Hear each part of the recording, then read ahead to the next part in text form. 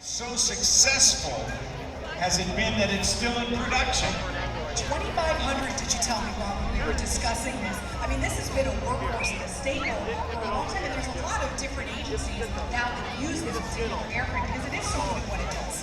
Indeed, that's so very true. The Coast Guard flies it, the Navy and Marine Corps fly it, as do the air arms of a number of nations around the world. That's coming. For those of you who don't, it's pretty spectacular. Again, we're all doing our pictures across the country, and it's a good day when all of us up here on the announcer stand are saying, wow, you can see that, so that's coming up. They're making it past Devil Beach to get a good look at this workhorse on the airplane. After the 1950s introduction of the C-130 Hercules came the biggest aircraft in the Air Force inventory, the huge C-5 Galaxy. And then in 1999, with the huge C-5 Galaxy's huge lifting capability, the 1991 introduction of the C-17 Globemaster, we combined the short field takeoff and landing capabilities of the airplane now approaching from the right with the heavy lift capabilities of the C-5 Galaxy. But let's take a look. When you look under the wings, you'll see a couple of pods. Fuel tank is one of them. The other pod in between and beyond the engines as it banks over 45 degrees of bank. That's maneuverable, isn't it, Steph? That's not a thing we do on a commercial airliner right there, but as soon as you said tanks, they said, oh, we heard you, Rob. We're just going to give you a good look at this as we come around for our minimum radius turn. One of those on each side, one of those pods underneath is actually an aerial refueling port, and from that will be launched or extended a long hose to refuel another type of aircraft in midair. Now, when the rescue wing is called out, they will send out a Hercules aircraft, and if necessary, it can drop supplies, rafts, whatever, to the airman or aircraft or crew that needs to be rescued, whether it be over water or land. And Sikorsky is a name that is so synonymous with aviation in this part of the country, because the idea of rotary winged flight was even thought of 500 years ago by Leonardo da Vinci. Left wing of the Herc, you see the two Pave Hawks. They're flying in formation, and fairly soon they're going to demonstrate what can be done by refueling in midair. Something that even in the early days of aviation, around 1910, 12, 13, 14, 15, there were videos and films and pictures of one airplane dragging a hose, and below it another airplane with a guy standing up on the top wing trying to grab that hose and put that hose in past gas into the other airplane. You made me say that yesterday. You will. This is the pre-contact position. Look carefully under the nose of both of the helicopters. The refueling probes are there, and they are extended.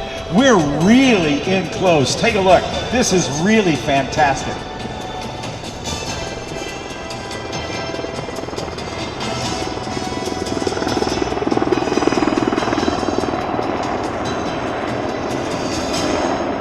This can extend the range of a helicopter or another aircraft by huge factors. It looks graceful from the ground, but when you're actually there and you're feeling basically the wave turbine that's coming off the wings and flying the helicopter, the basket is moving around, is much more challenging than really our perspective allows us to appreciate. Yeah, and this is the way the Navy does it. The Air Force does it with a flying boom method, but those same problems exist, especially if it's a big airplane being refueled by one of the refuelers from the Air Force. That can make it challenging for the boom operator who actually flies that boom into position for refueling for the plane. So different ways of doing it, but what we will see here is a little demonstration or simulation of how the Pave helicopters would be if dispatched to someplace over. hell yeah! Oh, hell yeah, you they would be able to lower via hoist to rescue personnel. That's the newest version of the Herc. And they also have the 103rd Rescue Squadron, who is the human weapon system known as the Guardian Angels. Now let's watch them. They're going to hover. Hovering in a helicopter, especially when you get a breeze like this, to maintain position. And if you look at, you can see the flags that are flying. There's a significant breeze from the left. Watch them as they get out in front of us. The crew of 4, the pilot in the right front seat, the co-pilot in the left front seat. They have a flight mechanic and a rescue swimmer in this case. They can get over there, and the rescue swimmer can either be lowered by a hoist, and that hoist can lift 600 pounds at 200 plus feet a minute, or they can go right down by the water and drop off 10 feet and get to the survivor. We're testing the buoy today. We're going to see how well anchored that is as you see the spray coming up off the ocean. While the mission that they do in real life is serious, today it's all about the fun they get to have. And they can even take a bow.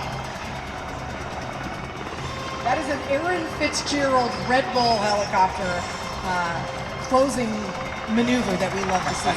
Yeah. Those are hurricane force winds under there as those rotors support the nearly 12,000 pounds of weight of these HH-60 Pave Hawks. And if you're in a good enough position, you might actually be able to see how the rotor blades they're coned upward. They support the weight. That's the wing that makes it fly. Here's a great shot. Get your cameras out on this one. Hold them sideways. I'm going to get my camera out because I want to watch this. The overflight Pave Hawks and Herc.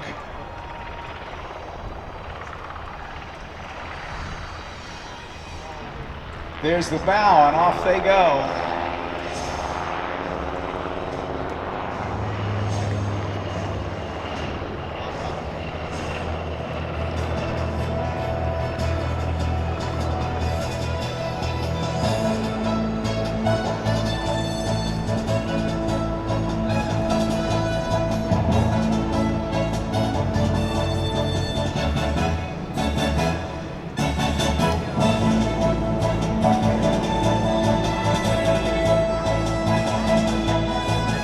The 106th Rescue Wing of the New York Air National Guard, and a great big thank you to the guy who committed this organization to participating in this show many years ago, the former commander of the 106th Rescue Wing, Lieutenant Colonel Mike Kanders. Mike, thanks for your participation of bringing these guys to the show.